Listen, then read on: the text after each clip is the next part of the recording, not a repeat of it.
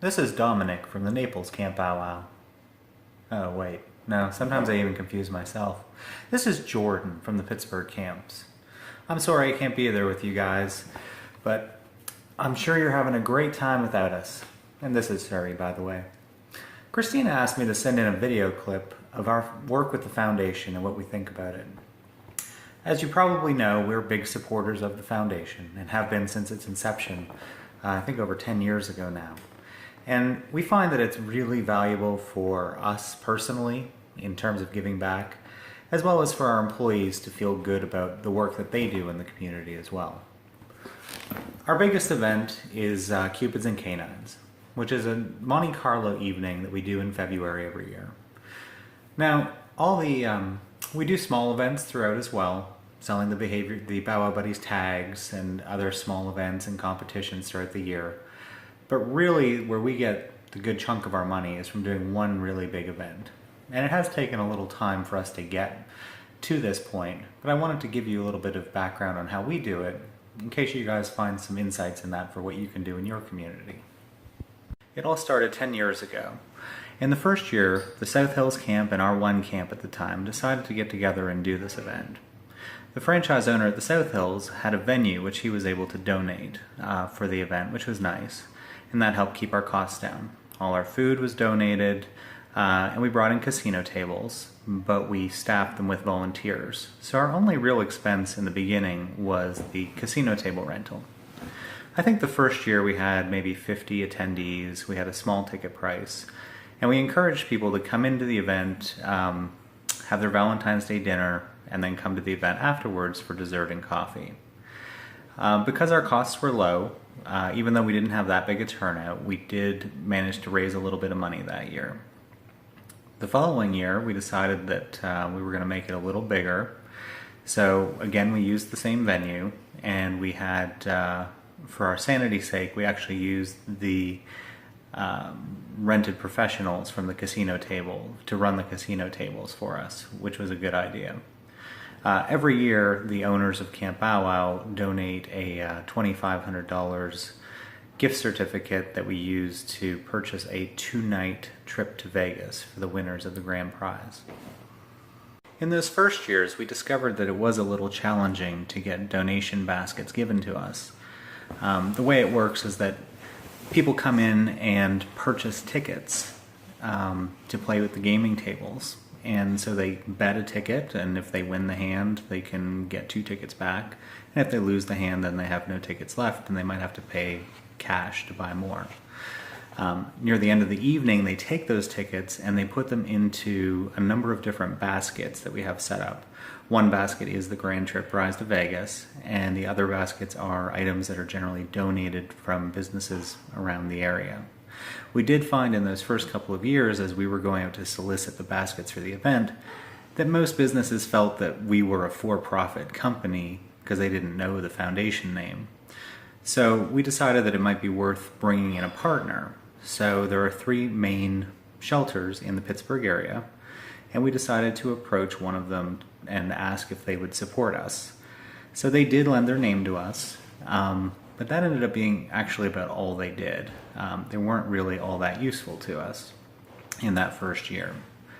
So when the second year came around, we actually approached one of the other shelters and explained to them exactly what we were looking for. That we were looking to have them sell tickets and bring people into the event from their patrons, and also go out to the community themselves and solicit baskets so that we would have better prizes to offer at the door.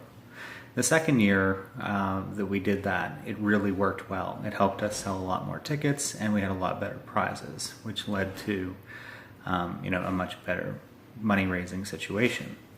The following year, the original owners of the South Hills Camp actually sold their franchise, and so we lost the venue that we had been getting for free. This was sort of a big moment in our Cupid's history of deciding, do we want to make the bet that we're going to be able to make this bigger and afford to have a venue, or do we just want to stop doing it?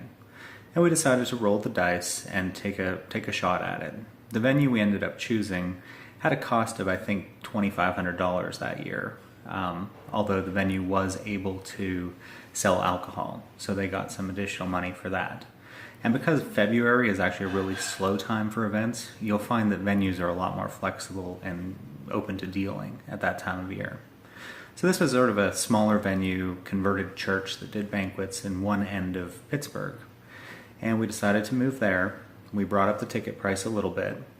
And we decided to bring in some live music so that people that weren't into the gambling that much would have something else to do. It was also the first year we started adding a VIP. So for sponsors, which we also added that year, when they bought sponsorships, they had access to their own private area before the event that had free alcohol and their own private gaming tables so that they weren't having to line up and wait to get access to a table on some of the busier years. That ended up being a great idea, all of those things, and we definitely recouped the money we invested in the venue and the band, plus some more. And we basically stayed at that venue for 3 years, at which point we were doing about 250 to 300 people, but it did start to get a little stagnant at the end of 3 years.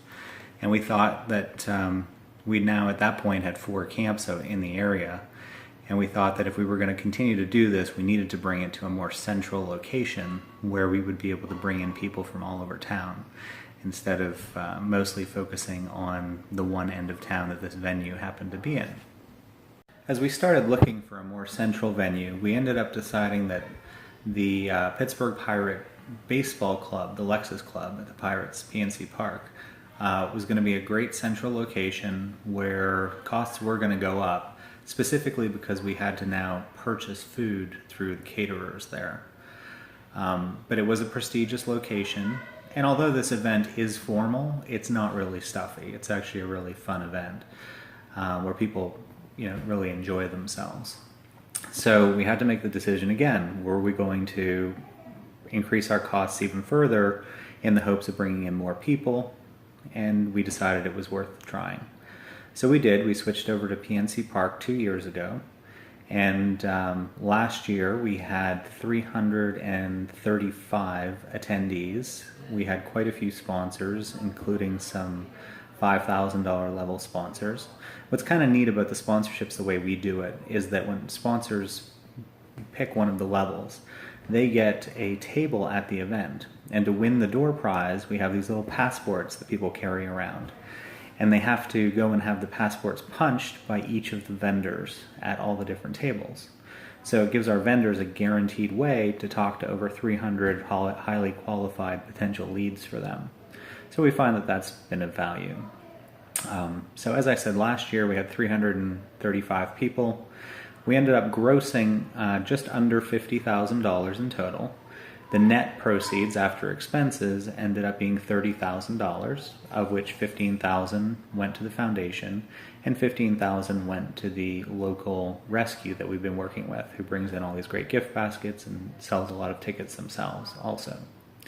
This year we're expecting the event to be even bigger, so we're moving up to the club level of the baseball park, which is a bigger space, up to 500 people, because fortunately for us, the two of the main shelters in the area have merged this year.